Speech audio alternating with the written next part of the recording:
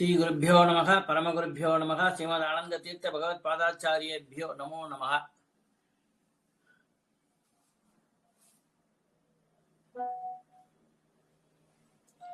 ಎಲ್ಲರಿಗೂ ನಮಸ್ಕಾರಗಳು.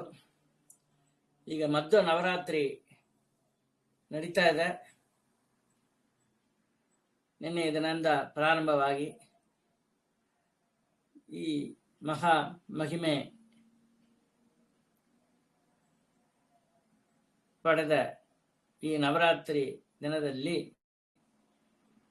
ಸುಮಧ್ವ ವಿಜಯ ಮಹಾಕಾವ್ಯದ 16ನೆಯ ಸರ್ಗದ ಕಥಾ ಸಾರಾಂಶವನ್ನು ನಿಮ್ಮ ಕೂಡ ಹಂಚಿದ್ದಾನೆ.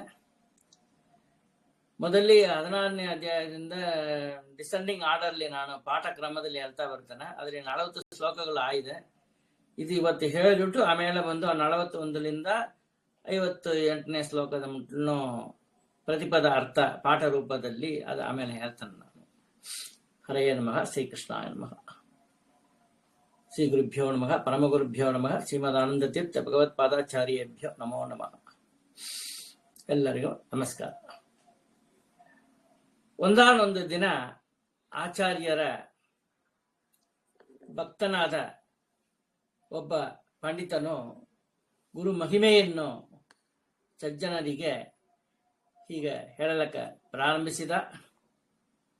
ಆಚಾರ್ಯರು ತನ್ನ ಸಂಚಾರ ಕ್ರಮದಿಂದ ಗೋಮತಿ ನದಿ ತೀರಕ್ಕೆ, ನದಿ ತಟಕ್ಕೆ ಬಂದಾಗ ವೇದ ದ್ವೇಷಿಯಾದ ಒಬ್ಬ 4ನೇ ವರ್ಣದವನು ಶೂದ್ರ ರಾಜನು ಆಚಾರ್ಯರನ್ನು ಭೇಟಿಯಾಗಿ ಈ ರೀತಿ ಮಾತಾಡಿದ. ಆಚಾರ್ಯರೇ, ನಿಮ್ಮ ವೇದದಲ್ಲಿ ಯಾವುದಾದ್ರೂ ಬೀಜವನ್ನು ಕೈಯಲ್ಲಿ ಹಿಡ್ಕೊಂಡು ಮಂತ್ರವನ್ನು ಜಪಿಸಿದರೆ ಮೊಳಕೆ ಮೊದಲಾದವು ಹುಟ್ಟುತ್ತದೆ ಎಂದು ಹೇಳಿದೆ. ಈಗ ಯಾರಾದರೂ ಹಾಗ ಮಾಡುವವರು ಇಲ್ಲವೇ ಇಲ್ಲವಲ್ಲ. ಆದ್ದರಿಂದ ನಿಮ್ಮ ಈ ವೇದ ವಾಕ್ಯವು ಇದರಂತೆ ಎಲ್ಲ ವೇದವು ಹುಚ್ಚರ ವಾಕ್ಯದಂತೆ ಅಪ್ರಮಾಣವೇ ಹಂಗಂತ ಹೇಳ್ತಾನ. ಆಚಾರ್ಯರು ಹೇಳ್ತಾರೆ, ಯೋಗ್ಯನಾದ ಮಾನವನು ಜಪಿಸಿದರೆ ಫಲವು ಆಗಿಯೇ ಆಗುತ್ತದೆ ಎಂದಾಗ ಆ ರಾಜನು ಕತ್ತೆಯೇ ಕೊಂಬಿನಂತೆ, ಕತ್ತೆ ಇಲ್ಲದ ಕೊಂಬು ಇದೆಯಾ? ಇಲ್ಲ. ಶೃಂಗ ಇದೆಯಾ? ಇಲ್ಲ. ನಿಮ್ಮ ಯೋಗ್ಯ ಮಾನವನು ಇಲ್ಲವೇ ಇಲ್ಲ ಎಂದಾಗ ಆಚಾರ್ಯರು ಹೆಸರು ಕಾಳು ಅದನ್ನು ತರಿಸಿದರು. ಅದನ್ನ ಕೈಯಲ್ಲಿ ಇಟ್ಟುಕೊಂಡ್ರು. ಮಂತ್ರ ಜಪವನ್ನು ಮಾಡಿ ಮೊಳಕೆ, ಹೂವು, ಕಾಳು ಬೆಳೆಸಿ ತೋರಿಸಿದರು. ಆ ರಾಜನನ್ನು ಮೂಕ ವಿಸ್ಮಿತನನ್ನಾಗಿ ಮಾಡಿದರು. ಗಪ್ ಚಿಪ್ ಖಾರ ಬೂಂದಿ ಬಾಯಿ ಮುಚ್ಕೊಂಡು ನಿಂತಿದ್ದ. ಒಂದು ದಿನ ರಾತ್ರಿ ಆಚಾರ್ಯರು ಶಿಷ್ಯರಿಗೆ ಪಾಠ ಕೇಳುತ್ತಿರುವಾಗ ದೀಪ ಆರಿ ಹೋಯಿತು. ಕೂಡಲೇ ತಕ್ಷಣದಲ್ಲಿ ಆಚಾರ್ಯರು ತನ್ನ ಕಾಲಿನ ಹೆಬ್ಬೆರಳು ಕೈ ಹೆಬ್ಬೆರಳು, ಕಾಲಿನ ಹೆಬ್ಬೆರಳನ್ನು ಮುಂದೆ ಹಿಂಗೆ ಸಾಚಿ ಅದರ ಬೆಳಕಿನಿಂದಲೇ ಶಿಷ್ಯರಿಂದ ಓದಿಸಿ ತಾನು ಪ್ರವಚನವನ್ನು ಮುಂದುವರಿಸಿದರು. ಕರ್ನಾಟಕ ಪ್ರಾಂತದ ಚಿಕ್ಕಮಗಳೂರು ಜಿಲ್ಲೆಯ ಕಲಸ ಎಂಬ ಗ್ರಾಮದ ಹತ್ತಿರ ಭದ್ರಾ ನದಿಯ ಪ್ರವಾಹ ವೇಗವನ್ನು ತಡೆದು ಜನರಿಗೆ ಸ್ನಾನ, ಬಟ್ಟೆ ಒಗೆಯುವುದು ಮುಂತಾದ ಅನುಕೂಲ ಮಾಡುವುದಕ್ಕಾಗಿ ಸಾವಿರಾರು ಜನರು ಸೇರಿ ಒಂದು ದೊಡ್ಡ ಬಂಡೆಯನ್ನು, ಬಂಡೆ ಅಂದರೆ ಕಲ್ಲು, ದೂರದಿಂದ ನದಿಯ ಕಡೆಗೆ ಸಾಗಿಸುತ್ತಾ ಬರ್ತಾ ಇದ್ರು. ಆದರೆ ಮಧ್ಯದಾರಿಯಲ್ಲಿ ಸೋತು ಆ ಕೆಲಸವನ್ನು ನಿಲ್ಲಿಸಿದರು. ಆ ಕಲ್ಲಿನಲ್ಲಿಯೇ ಬಿಟ್ಟರು. ಆಗ ಅಲ್ಲಿ ಸಂಚಾರದಲ್ಲಿದ್ದ ಆಚಾರ್ಯರು ತಾವು ಒಬ್ಬರೇ ಆ ಕಲ್ಲನ್ನು ಒಯ್ದು ಸರಿಯಾದ ಜಾಗದಲ್ಲಿ ಅದನ್ನು ಇಟ್ಟರು. ಈಗಲೂ ಕೂಡ ಅಂಬು ತೀರ್ಥದಲ್ಲಿರುವ ಆ ಕಲ್ಲನ್ನು ನೋಡಬಹುದು. ಅದರ ಮೇಲೆ ಮಧ್ವೇನ ಏಕೇನ ಹಸ್ತೇನ ಹಿ ಆನೀಯ ಸ್ಥಾಪಿತ ಶಿಲಾ.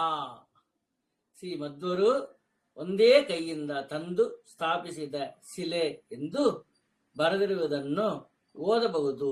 ಇವತ್ತು ನೋಡುವ ಅಂದು ಓದುವ ಅಂದು. ಮತ್ತೊಂದು ಸಮಯ ಸೂರ್ಯ ಗ್ರಹಣ ಬಂತು. ಆ ಗ್ರಹಣ ಪರ್ವಕಾಲ ಪುಣ್ಯಕಾಲದಲ್ಲಿ ಆಚಾರ್ಯರು, ಶಿಷ್ಯರು ಮತ್ತು ಏಕವಾಟ ಗ್ರಾಮದ ಜನರ ಜೊತೆಗೆ ಮೊದಲು ಕಣ್ವತೀರ್ಥದಲ್ಲಿ ಸ್ನಾನ ಮಾಡಿ ಅನಂತರ ಸಮುದ್ರ ಸ್ನಾನಕ್ಕಾಗಿ ಸಮುದ್ರದ ದಡಕ್ಕೆ ಬಂದರು. ಅವನ್ನು ಒಂದು ಕ್ರಮ ಇದೆ. ಸಮುದ್ರದಲ್ಲಿ ಡೈರೆಕ್ಟ್ ಆಗಿ ಸ್ನಾನ ಮಾಡಬಾರದು. ಮೊದಲೇ ಒಂದು ಸ್ನಾನ, ಒಂದು ಕೆರೆಯಲ್ಲಿಯೋ ಇಲ್ಲ ಬೇರೆ ಯಾವ್ದಾದ್ರು ತೀರ್ಥದಲ್ಲಿಯೋ ಇಲ್ಲ ಬಾವಿಯಲ್ಲಿ ಯಾರು ಇಲ್ಲ ಬೋರ್ಲಿಂದ ಬರೋ ನೀರಲ್ಲಿ ಯಾರು ಸ್ನಾನ ಮಾಡಿಟ್ಟು ಆ ಬೊತ್ತೆ ಕೊಡತ ನೀವು ಸಮುದ್ರದಲ್ಲಿ ಹೋಗಿ ಸ್ನಾನ ಮಾಡಬೇಕು. ಸ್ನಾನ ಮಾಡ್ತಾನೆ ಮಾಡ್ಬೇಕು, ಮಡಿಯಾತಾನೆ ಸಮುದ್ರನ ಮುಟ್ಟಬೇಕು. ಆ ಸಮುದ್ರ ಸ್ನಾನಕ್ಕಾಗಿ ಸಮುದ್ರದ ದಡಕ್ಕೆ ಬರ್ತಾರ. ಆಚಾರ್ಯರು ಸಮುದ್ರ ತೀರದ ಮರಳಿನ ಮೇಲೆ ಕುಳಿತು ಬಹಳ ಹೊತ್ತು ಐತ್ರೇಯ ಸೂಕ್ತವನ್ನು, ಐತ್ರೇಯ ಉಪನಿಷತ್ತನ್ನು ವ್ಯಾಖ್ಯಾನ ಮಾಡಿದರು. ಅನೇಕ ಇತರ ಜನರೆಲ್ಲ ಕೂಡ ಅಲ್ಲಿಗೆ ಬಂದು ಪ್ರವಚನವನ್ನು ಕೇಳಿ ಆಚಾರ್ಯರಿಗೆ ವಂದಿಸಿ ನಮಸ್ಕರಿಸಿ ಗ್ರಹಣ ಕಾಲದಲ್ಲಿ ಸಮುದ್ರದಲ್ಲಿ ಮಿಂದು ಅಂದ್ರೆ ಸ್ನಾನ ಮಾಡಿದ್ರು ಅಂತ ಅರ್ಥ, ಕೃತಾರ್ಥರಾದರು. ಸ್ನಾನ ಮಾಡುವಾಗ ಅಲೆಗಳು ಸೆಳಿತಲೇ ಇತ್ತು. ಹೊಡೆತಗಳಿಂದ ಹೇಗೋ ಬರಂತಲ್ಲ, ಬುಡಿ ಹೆಂಗಿರೋದು, ಕೋಲಿಂದ ಬಡದ್ರೆ ಹೆಂಗ ನೋಯೋ ಅಂತ ಮಾರಿ ಅಲೆಗಳು ತಾಕಿದ್ರೆ ನೋಯೋದು. ಜನರು ಮುಳುಗುತ್ತಿದ್ದರು, ಮುಳುಗಿ ಸ್ನಾನ ಮಾಡ್ತಾ ಇದ್ರು, ಬೀಳುತ್ತಿದ್ರು, ಬೀಳ್ತಾ ಇದ್ರು. ಆಚಾರ್ಯರು ಕೂಡ ಮುಳುಗಿದರು, ಬಿದ್ದರು. ದುರ್ಜನರು ಕೆಲವರು ಜಗತ್ತನ್ನೆಲ್ಲ ಜಯಿಸಿದ ಜಗದ್ಗುರುಗಳು ಈ ಕೇವಲ ಈ ಅಲೆಗಳ ಹೊಡೆತದಿಂದ ಬೀಳುತ್ತಿದ್ದಾರೆ ಅಂತ ಅಪಹಾಸ್ಯ ಮಾಡಿದರು ಅಂತ. ಆಚಾರ್ಯರು ಈ ಮಾತನ್ನು ಲಕ್ಷಿಸದೆ ತನ್ನ ಕಡೆಗಣ್ಣಿನಿಂದ ಸಮುದ್ರವನ್ನು ಹಿಂಗ ನೋಡಿದರು. ಸಮುದ್ರವು ಅಲೆಗಳ ಆರ್ಭಾಟವನ್ನು ನಿಲ್ಲಿಸಿ ಸಾಧಾರಣ ಕೆರೆಯಂತೆ ನಿಶ್ಚಲವಾಯಿತು ಅಂತ. ಒಂದು ಕುಂಟೆ ಕೆರೆ ಅಂತ ಹೇಳ್ತೇವಲ್ಲವ, ಅದೇ ತರವಾಗಿ ನಿಶ್ಚಲವಾಗಿ ಆರ್ಭಟವನ್ನು ನಿಲ್ಲಿಸಿಬಿಟ್ಟು ನಿಶ್ಚಲವಾಯಿತು ಅಂತ. ಇಂತಹ ಅದ್ಭುತ ಶಕ್ತಿಯನ್ನು ಕಣ್ಣಾರೆ ಕಂಡರು ದುರ್ಜನರು ತಮ್ಮ ಸ್ವಭಾವವನ್ನು ಅನುಸರಿಸಿ ದ್ವೇಷವನ್ನೇ ಮಾಡ್ತಾ ಇತ್ತು. ಒಂದು ದಿನ ಕೆಲವು ಜನರು ಆಚಾರ್ಯರ ಬಳ ಪರೀಕ್ಷೆ, ಅದಕ್ಕಾಗಿ ಗಂಟವಾಟರೆಂಬ ಇಬ್ಬರು ಜಟ್ಟಿ ಸಹೋದರರನ್ನು ಸೇವೆಯ ನೆಪದಿಂದ ಕಳುಹಿಸಿದರಂತ. ಮಹಾ ಬಡಸಾಲಿಗಳಾದ ಅವರಿಬ್ಬರು ಆಚಾರ್ಯರ ಕಂಠವನ್ನು, ಕುತ್ತಿಗೆಯನ್ನು ಹಿಸಿದರು, ಕುತ್ತಿಗೆ ಹಿಡಿದು ಕಿಮಿಚಿದರು. ಆಚಾರ್ಯರಿಗೆ ಏನೂ ಆಗಲಿಲ್ಲ. ಆದರೆ ಕೊನೆಗೆ ಜಟ್ಟಿಗಳೇ ಸೋತು ನೆಲದ ಮೇಲೆ ಬಿದ್ದರು. ಸೋತು ಬೆವರಿದರು ಮತ್ತು ಬಲ ಗರ್ವದಿಂದ ಹೆಮ್ಮೆ ಮಾಡುತ್ತಿದ್ದ ಅವರಿಗೆ ಆಚಾರ್ಯರು, ಸರಿ ನನ್ನ ಕುತ್ತಿಗೆಲ್ಲ ನೀ ಕುಂಚಾನ್ ಬೇಡಪ್ಪ, ನನ್ನ ಕೈಯಿನ ಕೆಳಗಿಡ್ತಾನ ಭೂಮಿಯಲ್ಲಿ, ಆ ನೆಲದ ಮೇಲೆ ಇಟ್ಟ ನನ್ನ ಬೆರಳನ್ನು ಎತ್ತಲು ಆಜ್ಞೆ ಮಾಡಿದರು ಅಂತ. ಆದರೆ ಅವರಿಬ್ಬರಿಗೂ ಆ ಬೆರಳನ್ನು ಅಲ್ಲಾಡಿಸಲು, ಚೇಳಿಸಲು ಕೂಡ ಮಾಡಲ್ಲ, ಎತ್ತೋದೆಲ್ಲಿಂದ ಅಲ್ಲಾಡಿಸಲು ಆಗಲಿಲ್ಲ. ಮತ್ತೊಂದು ದಿನ ಆಚಾರ್ಯರು ಒಬ್ಬ ಚಿಕ್ಕ ಬ್ರಹ್ಮಚಾರಿಯ ಹೆಗಲ ಮೇಲೆ, ಶೋಲ್ಡರ್ ಅದರ ಮೇಲೆ ಕುಳಿತು ನರಸಿಂಹ ದೇವಾಲಯವನ್ನು ಪ್ರದಕ್ಷಿಣೆ ಬಂದರು.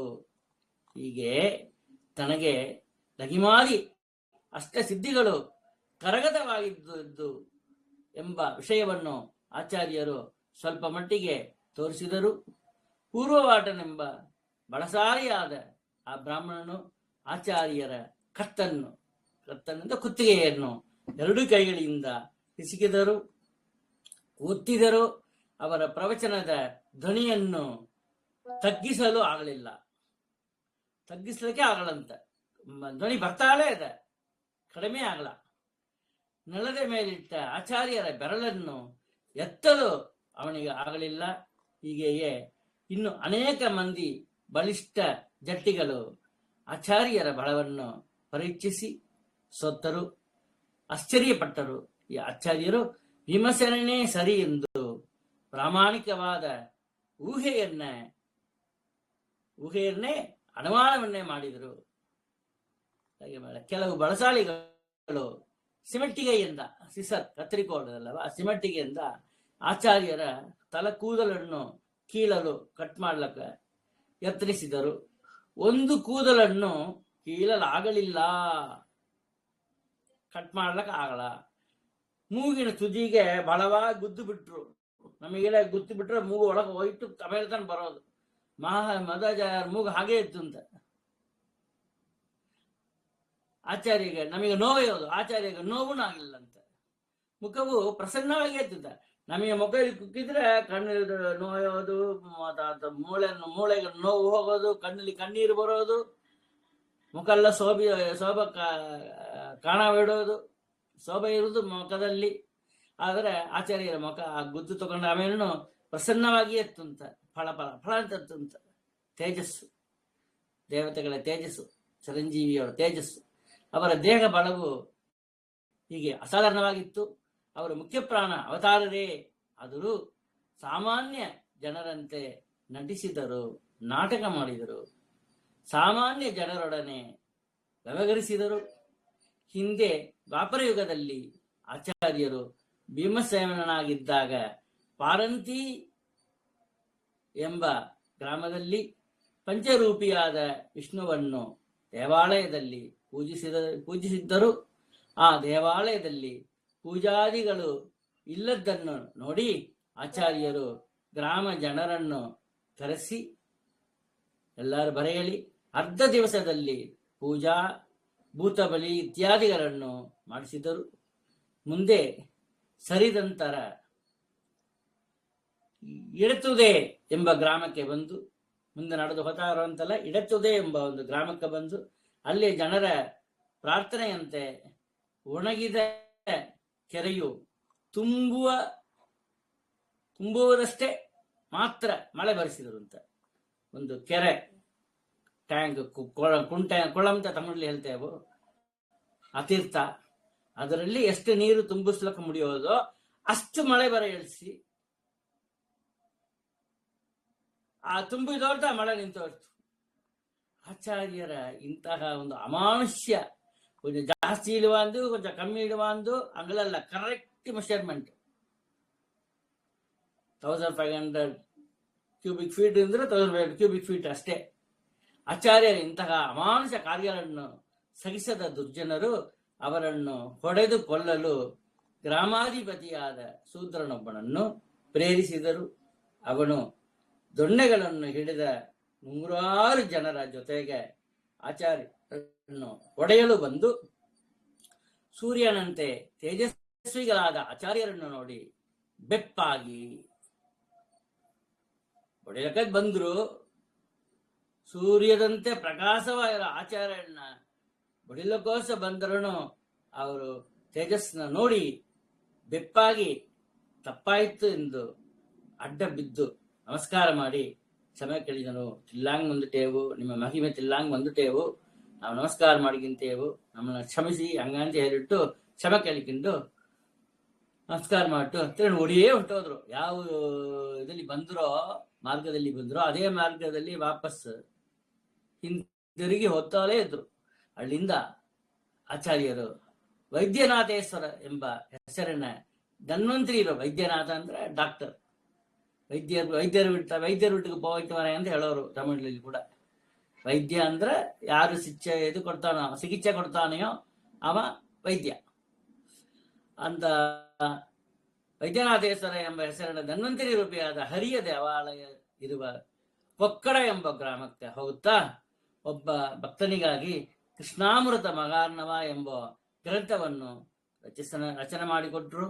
ಅಲ್ಲಿಂದ ಊಜಿರೆ ಎಂಬಲ್ಲಿಗೆ ಹೋಗಿ, ಉಜಿರೆ ಹಂಗಂದೊಂದು ಊರು, ಅಲ್ಲಿ ಹೋಗಿ ಅಲ್ಲಿ ತನ್ನನ್ನು ಪರೀಕ್ಷಿಸಲು ಬಂದ ಪಂಡಿತರನ್ನು ಕುರಿತು ಅವರು ಕೇಳಿದ ಬ್ರಾಹ್ಮಣ ಭಾಗಕ್ಕೆ ಅರ್ಥ ಹೇಳಿದರು. ಅರ್ಥವು ಸರಿಯಲ್ಲವೆಂದ ಅವರು, ನೀವೇ ಅರ್ಥ ಹೇಳಿರಿ ಎಂದು ಆಚಾರ್ಯರನ್ನೇ ನೋಡಿ ಕೇಳಿದಾಗ,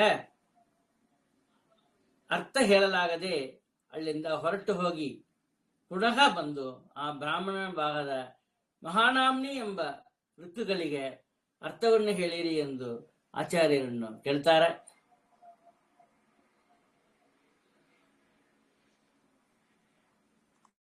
ಆಚಾರ್ಯರು ಅದರ ಅರ್ಥವನ್ನು ವಿವರಿಸಿ ಮಂತ್ರಗಳ ಜೋಡಣೆಯನ್ನು ಹೆಂಗ ಅನ್ವಯ ಮಾಡಬೇಕು, ಹೆಂಗ ಅರ್ಥ ಹೇಳಬೇಕು ಅದನ್ನೆಲ್ಲ ತಿಳಿಸಿ, ಮಂತ್ರಗಳ ಜೋಡಣೆಯನ್ನು ತಿಳಿಸಿ, ತಾನು ಹೇಳಿದ ವಿಷಯವು ಶಾಶ್ವತವಾಗಿ ಭಕ್ತರಿಗೆ ತಿಳಿಯಲು ಅನುಕೂಲಿಸುವಂತೆ ಕರ್ಮ ನಿರ್ಣಯ ಎಂಬ ಒಂದು ಗ್ರಂಥವನ್ನು ಕೂಡ ರಚನೆ ಮಾಡಿದರು.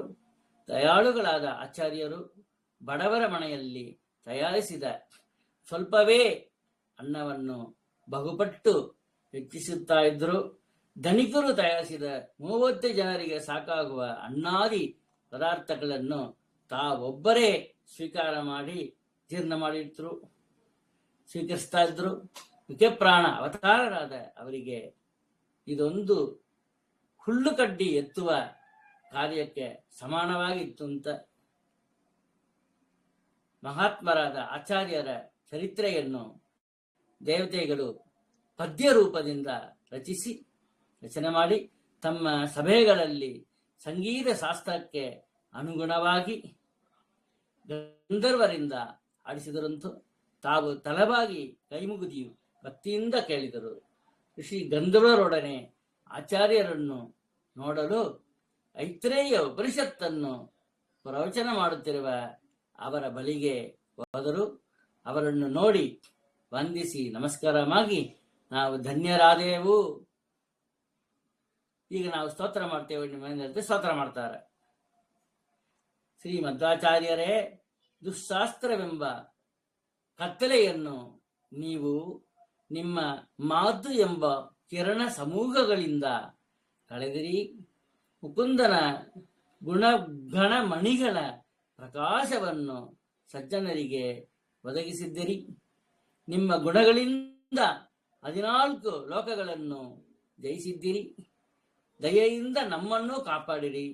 ಸಜ್ಜನರಿಗಾಗಿ ಹನುಮಂತ, ಭೀಮಸೇನ ಮಧ್ವ ರೂಪದಿಂದ ಅವತರಿಸಿದ ಮುಖ್ಯಪ್ರಾಣ ಭಿನ್ನರಾದ ಶ್ರೀ ಮಧ್ವ ಗುರು ವರ್ಯರೇ, ನಿಮಗೆ ನಮಸ್ಕಾರ. ನನಗೆ ಸುಜ್ಞಾನವೆಂಬ ಸುಲೋಚನವನ್ನು ಕೊಡಿರಿ. ಲೋಚನ ಅಂದ್ರೆ ಕಣ್ಣು, ಸುಜ್ಞಾನವೆಂಬ ಸುಲೋಚನ ಕೊಡಿರಿ, ನಿಮಗೆ ಜಯವಾಗಲಿ ಹಂಗಂತೇಳ್ತು ಶ್ರೀ ಮಧ್ವ ಗುರುರಾಜ ವಿಜಯತಾಂ ಎಂದು ಹೇಳುತ್ತಾ ದೇವತೆಗಳು ಆಚಾರ್ಯರ ವಿಜಯ ಮಹೋತ್ಸವವನ್ನು ಗೌರವಿಸಿ ಎಲ್ಲರೂ ನೋಡುತ್ತಿರುವಾಗ ಅವರ ಮೇಲೆ ತುಳಸಿ, ಮಲ್ಲಿಗೆ, ಜಾಜಿ ಮುಂತಾದ ಹೂವುಗಳ ಮಳೆಯನ್ನೇ ಸುರಿಸಿದರಂತ. ಅಭಿಷೇಕ ಮಾಡಿದಂತ ಹೂವುಗಳಿಂದ ಈ ಸುಮಧ್ವ ವಿಜಯ 16ನೇ ಸರ್ಗ ಸಾರಾಂಶ ಇಲ್ಲಿಗೆ ಮುಗಿತ. ಮೊದಲ ಶ್ಲೋಕ ಏನು ಆರಂಭಿಸ ಏನೆಂಬುದನ್ನು ಹೇಳ್ತಾನೆ. ಸಾಧುಭ್ಯೋ ಮಧುಮತನಾಂಗ್ರಿ ಭಕ್ತಿ ಭಾಗ್ಭ್ಯ ಶ್ರೌತೇಭ್ಯೋ ವಿದತ ಮತೇರ್ಮಹಾನುಭಾವಂ ವೇದಾಂತಂ ಸ್ವಯಮಿವ ಬಂಧ ಮೋಕ್ಷ ಮೂಲಂ ವ್ಯಾಚಷ್ಟ ಸ್ಫುಟಮತ ಕೋಪಿ ಕೋವಿದೋತ್ರ. ಇಲ್ಲಿದೆ ಮತ್ತು ನವರಾತ್ರಿ ಪ್ರಯುಕ್ತವಾಗಿ ಈ ಸಾರಾಂಶ ಒಂದು ಸರ್ಗದ ಸಾರಾಂಶ ಮಾತ್ರ ಸ್ವಲ್ಪ ಸಮಯದಲ್ಲಿ ಮುಗಿಸತಕ್ಕದ್ದು.